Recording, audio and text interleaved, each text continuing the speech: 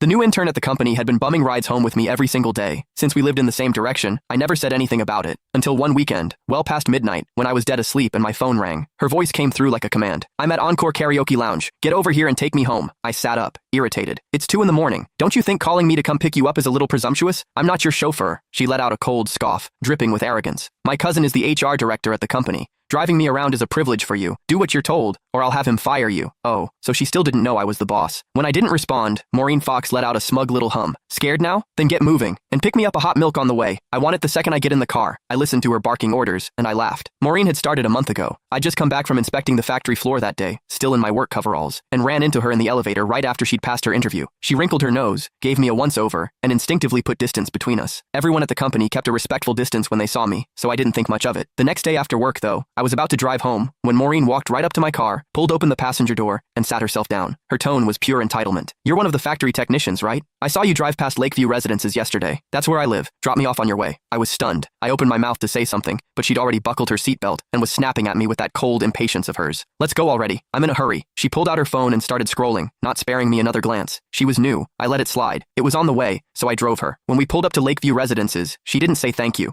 She just shoved the door shut and walked off without looking back. I thought that would be the end of it. It wasn't. From that day on, Maureen showed up in my passenger seat after work like clockwork. Never asked, never waited for an invitation. Before I could even object, she started making demands. "From now on, stop by my building in the mornings when you're heading in. Pick me up on the way. I hate the smell of smoke. I know it's your car, but no more smoking in it. I got down here 3 minutes before you today. Be faster next time. Don't make me wait. These seats are too hard. Bring a cushion for me tomorrow. Something soft. I don't like the color of this car. When you get a chance, wrap it in pink." Now I knew. Her cousin was the HR director. "Hello? Why aren't you saying anything? Are you on your way or not?" Maureen's impatient voice crackled through the phone again. I yawned. "No, I'm going back to sleep. Call yourself a cab." I hung up. Before I could even set the phone down, it rang again. Maureen again. "Are you out of your mind? You actually hung up on me? Do you have any idea that my cousin is sitting right next to me?" I replied lazily. "Oh, and?"